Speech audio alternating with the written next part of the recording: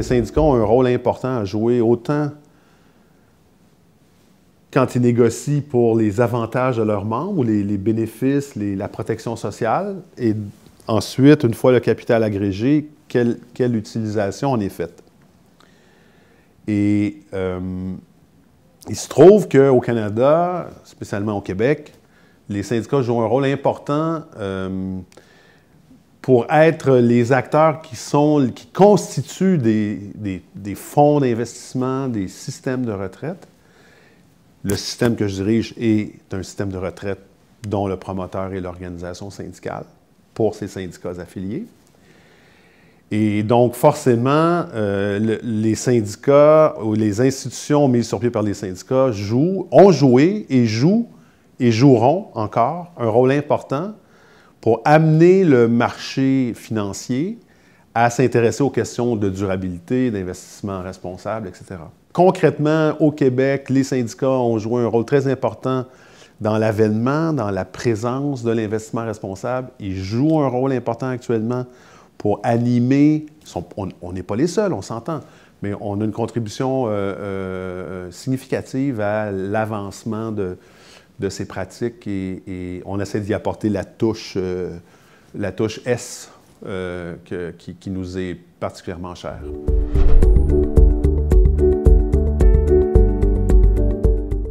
Le risque carbone est un risque qui pèse sur l'économie canadienne.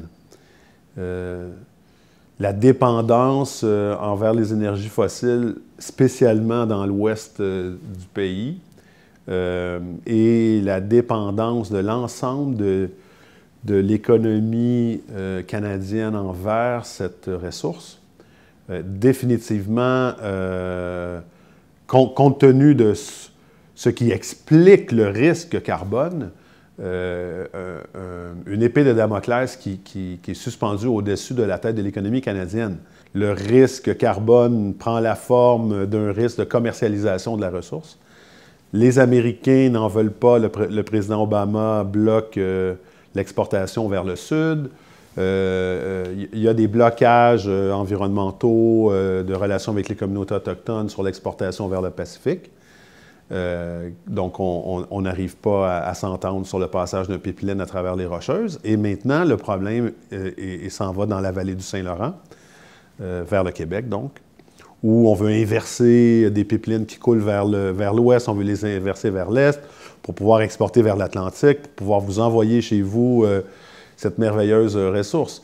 Donc, il y a définitivement un risque carbone qui pèse sur l'économie et sur l'investisseur canadien par conséquent. Et comme je vous dis, le poids du secteur dans la bourse canadienne est tellement important que c'est très difficile de faire bouger les investisseurs canadiens, de leur faire voir et prendre conscience de ce risque-là.